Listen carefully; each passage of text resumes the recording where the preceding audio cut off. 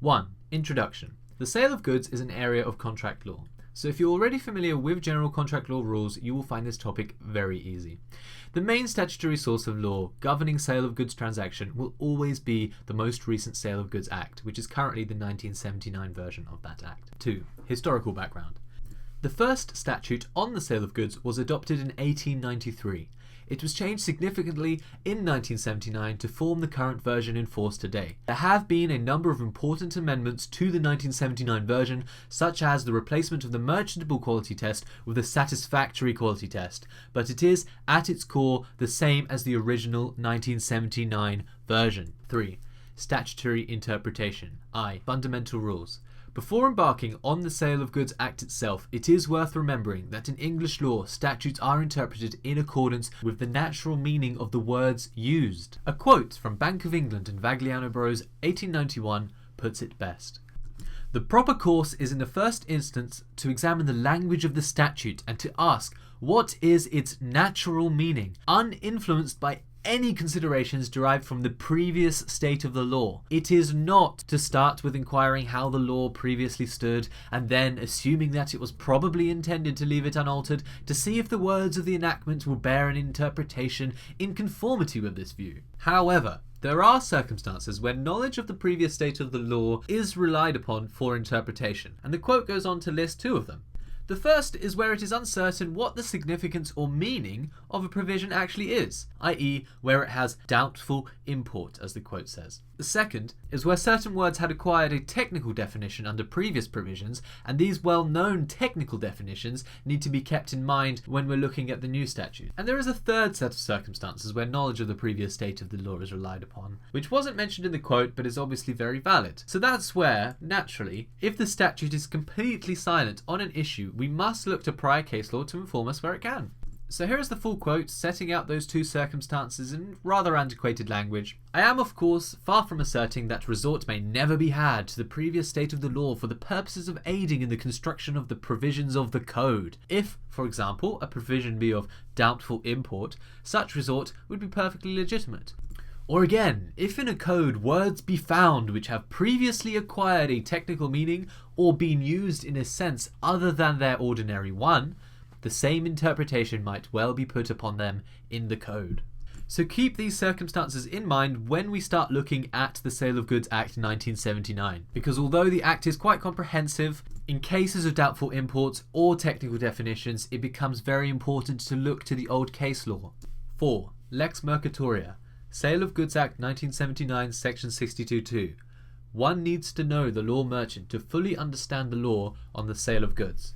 Section 62.2 reads, the rules of the common law, including the law merchant, apply to contracts for the sale of goods, except insofar as they are inconsistent with the provisions of this Act, and in particular the rules relating to the law of principal and agent and the effect of fraud, misinterpretation, duress or coercion, mistake or other invalidating cause. To be clear, the law merchant, or lex mercatoria, is the totality of unwritten usages and customs that business people regard as binding.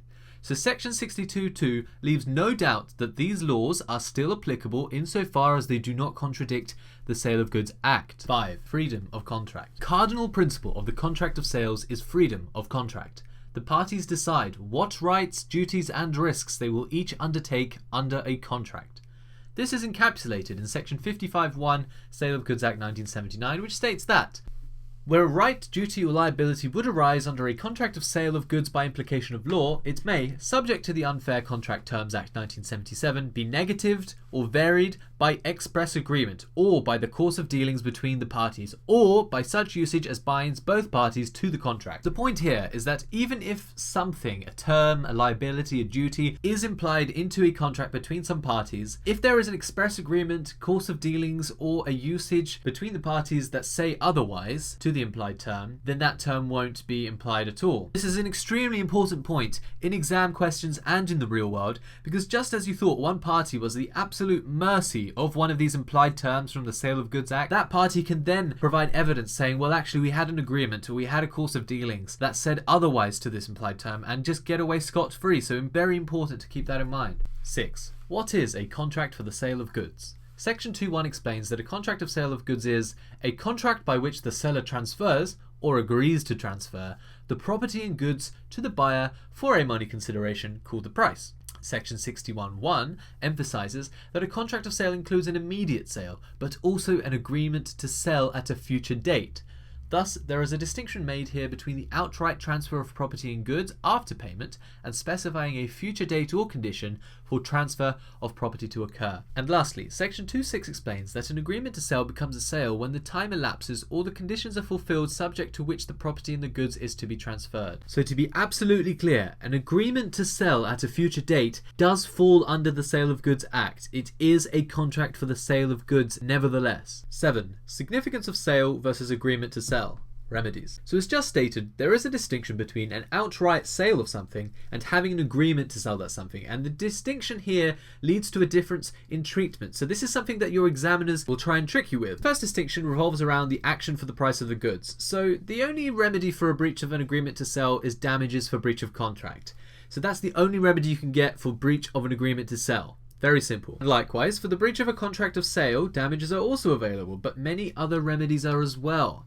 So for example, an action for the price of goods is available for the breach of a contract of sale where property has already passed to the buyer. And section 49.1 reads, where under a contract of sale, the property and the goods has passed to the buyer and he wrongfully neglects or refuses to pay for the goods according to the terms of the contract, the seller may maintain an action against him for the price of the goods. The clear wording of section 49.1 seemingly leaves no room for maintaining an action for the price of the goods without property first passing to the buyer, but the very recent Supreme Court decision of PST Energy 7 Shipping LLC and OW Bunker Malta, more frequently just referred to as the Bunker case, 2016, casts doubt on this. And another distinction is in remedies and tort. So, if property has passed, the buyer becomes owner of the goods and so also has remedies in torts for wrongful interference with his goods against the seller or a third party. And the last distinction revolves around risk of loss and damage. So, the Act makes it clear that the risk of loss or damage to the goods lies with the owner of the goods. Thus, in an agreement to sell, it is still the seller who bears the risk since property has not passed and can't pass. He still owns the goods until, the date comes or the condition comes where property does pass. So likewise, once property has passed, the buyer becomes the risk bearer. The whole difference in treatment here revolves around the fact that where you have an agreement to sell at a future date, property can't pass. So you can't have all of these things such as remedies in tort, the risk of loss and damage passing, or this action for the price of the goods remedy. 8. The Hughes and Pendragon case. There was an agreement for a car dealer to sell a particular car to a buyer. Let's call him B. The agreement was silent about the price of the car and any potential delivery date. There was an assurance by the dealer that, if a manufacturer allocates one of these rare cars to his dealership, B would be the first buyer in the queue to buy it since he was the first one to pay a deposit. Such a car was allocated to the dealer, but he sold it to someone other than B. Then of course, B claimed specific performance or alternatively, damages for breach of contract. It was held at first instance that there was no vehicle, there was no price, there was no delivery date. I am entirely satisfied that the payment of the deposit was no more than an agreement to agree, and that is unenforceable. However, it was held at Court of Appeal that under the Sale of Goods Act 1979 there can be an arrangement to sell what are called future goods, which include goods to be acquired by the seller after the making of the contract of sale, and there can be a contract for the sale of goods, the acquisition of which by the seller depends on a contingency, a condition that is, which may or may not happen. Sections 5.1 and 2. That there was no vehicle at the time of any arrangement to sell, and that Pendragon might not be allocated one, were not fatal therefore to the existence of a contract. So the Court of Appeal basically overturned the judgment at first instance and awarded B damages for breach of contract. The provisions seem to relate so perfectly to the facts of Pendragon that one wonders how the lawyers and judge missed the application of them in the first instance. Section 5 reads, 1. The goods which form the subject of a contract of sale may be manufactured or acquired by the seller after the making of the contract of sale in this act called future goods. Section 2. There may be a contract for the sale of goods, the acquisition of which by the seller depends on a contingency which may or may not happen. And subsection 3. Where by a contract of sale the seller purports to effect a present sale of future goods, the contract operates as an agreement to sell the goods. It should be noted here that the distinction between a sale and an agreement to sell is further refined under Section 5, with Section 5.2 clearly stating that an agreement to sell existing goods, depending on a contingency, is treated as a sale and not an agreement to sell. Meanwhile, Section 5.3 states that a sale of future goods is to be treated as an agreement to sell and not simply a sale like existing goods are treated in Section 5.2. Just to recap, if what is driving the contract is a condition like in Pendragon, then that is a sale of goods, but if what is driving the contract is a date, then that is an agreement to sell. So the way the law looks at what happened in Pendragon is that when the car dealer received the car, the transfer of ownership happened immediately, and therefore the buyer already owned the goods and so was entitled to a remedy when the car dealer sold the goods on to somebody else. An exam might well test to see if you realise that had the situation been the same, except when the car dealer received the goods then were subsequently damaged,